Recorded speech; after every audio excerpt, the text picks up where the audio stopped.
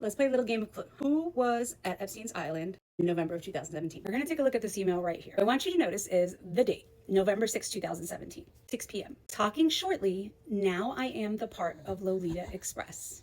Several things about that subject line, talking shortly. That tells us they're about to talk shortly. So some presentation, speaking event, right? Something major. Epstein doesn't roll around in bed with nobodies, and the DOJ isn't protecting a nobody. We're talking about a major event that occurred on November 6, 2017. And now I am the part of Lolita Express would suggest that they have ridden on the Lolita Express and or participated in whatever activities that were purportedly believed to have been engaged in by others who had traveled on the Lolita Express, right? Content of the email, it says, ah ha ha ha, already Third Network did this thing and they kept calling. I don't know what Third Network means. I'm not sure what that's referencing, but it sounds like tech bro talk to me. So I go ahead and I do some digging. What major events happened on November 6, 2017? The Web Summit in Lisbon, Portugal. So Web Summit happens every year. Been almost 15 years now. Huge. It's grown. Then it was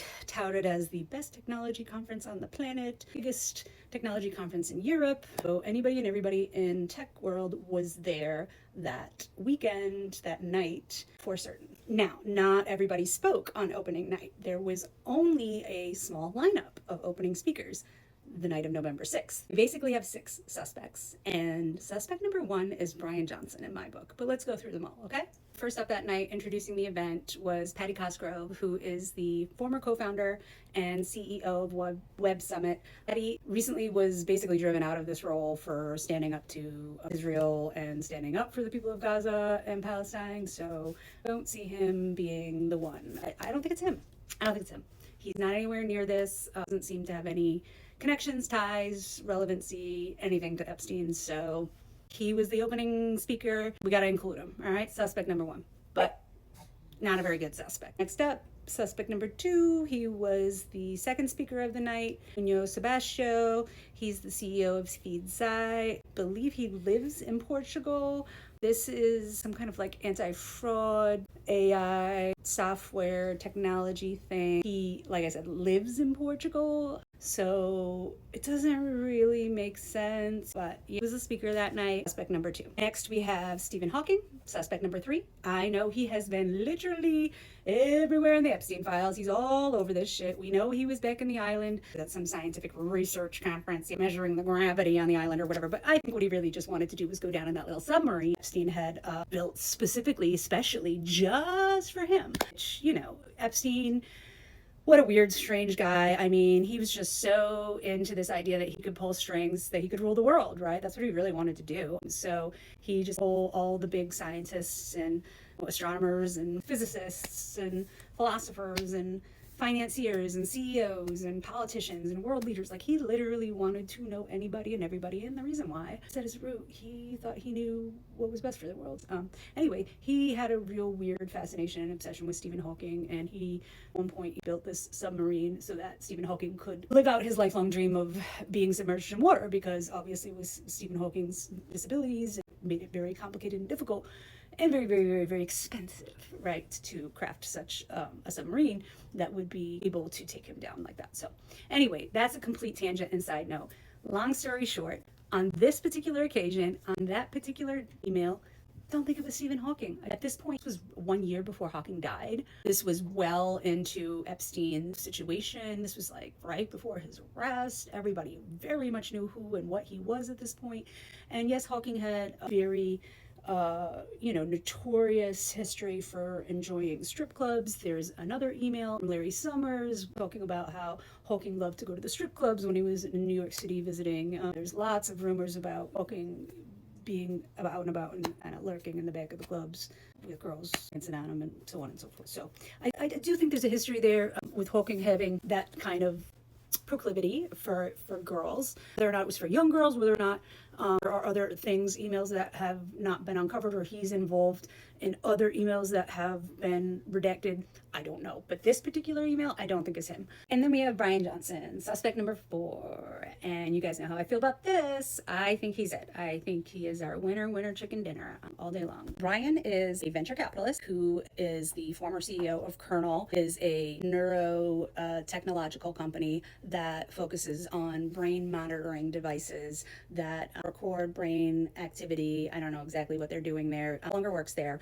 He has since moved on to other things. He was later the CEO of Braintree, that then acquired Venmo, which was then later acquired by PayPal. He is now focused on his latest project, which he's calling Project Blueprint, which is his venture into how not to die. Right now is the very first time in human history where you can say with a straight face, you may not die. Chronologically, I'm 47. Biologically, I'm 18. Why does 47-year-old tech billionaire Bryan Johnson look like a biohacked version of his 18-year-old self? At 47, Bryan Johnson appeared on camera with glowing skin and a chiseled jawline. He didn't look middle-aged. He looked ageless. And no, it's not skincare, it's blood. He replaced every drop of his plasma in a high-tech clinic to slow down aging. But that's just the beginning. Every morning he takes 100+ pills, meditates under infrared light, spends millions on supplements, and is monitored by a 30-person medical team, and intense laser treatments to rebuild his body cell by cell.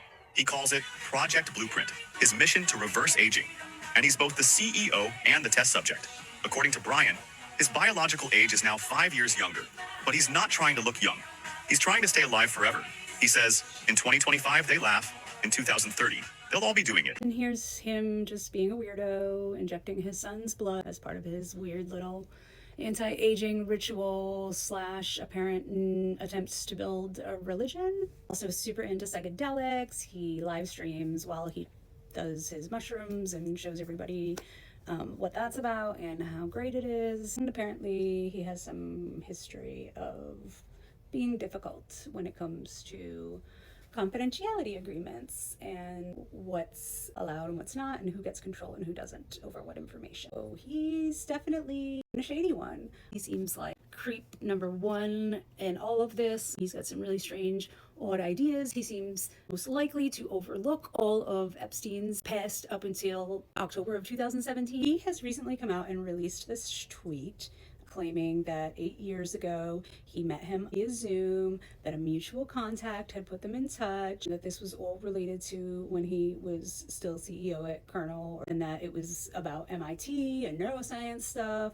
After this one-time 10-minute video call, he was totally grossed out and immediately disengaged and never spoke to the guy again, and later learned what a creep he was, and that was that, right? And that's why we're seeing his name in the files, and this explains it all. And nothing to see here, folks, right? Cover your eyes and walk away. No. It's not that simple. Let's take a look at the emails, shall we? Well, here's the email setting up the Zoom call that he's referring to. It was set up by their assistants. That's typical, right? They're both big shots.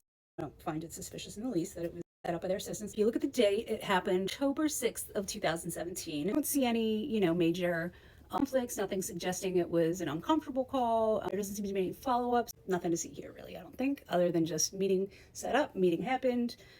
Seemed pretty routine, right? Here looks like Leslie, Epstein's assistant, had a habit of emailing his schedule for the day.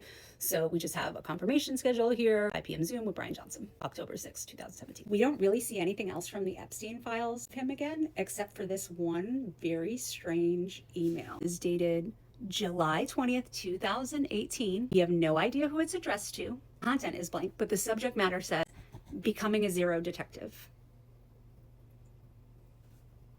Who it's sent to, we don't know. It's redacted. So it wasn't sent to Jeffrey, or maybe it was. I think it's him. Remember, we're all the way in late 2017 at this point. So the fact that this man is even making arrangements to have video calls with Epstein in October of 2017 tells you a lot, right? To pretend at that point, like, oh, I didn't know who he was, and I later learned who he was. Like, sir, please, do you not have the internet? Like, be serious. Just round it out for good measure, just to be fair, just so you know who else is out there. We got number 6, Margaret Vestager, who was the European Commission for Competition. She was the next speaker there that night. Hardly doubt it's Margaret, but there she is, suspect number 6. Next, we've got Antonio Guterres, the Secretary General of the United Nations. I guess he could have some dirty secrets deep down inside. I thought maybe he was like my number 3. Like at first, it was like going like Bryan Johnson, Stephen Hawking, and then Guterres for me. But no, it's definitely not him. But here you go, suspect number 7. Suspect number 8, Speaker of the night, Antonio Costa, Prime Minister of Portugal. Probably not. And finally, suspect number 9, the last speaker of the evening, Fernando Medina, Mayor of Lisbon. Also, highly doubt it was him. That's it, guys. What do you think? Pretty sure it was Bryan Johnson, aren't you?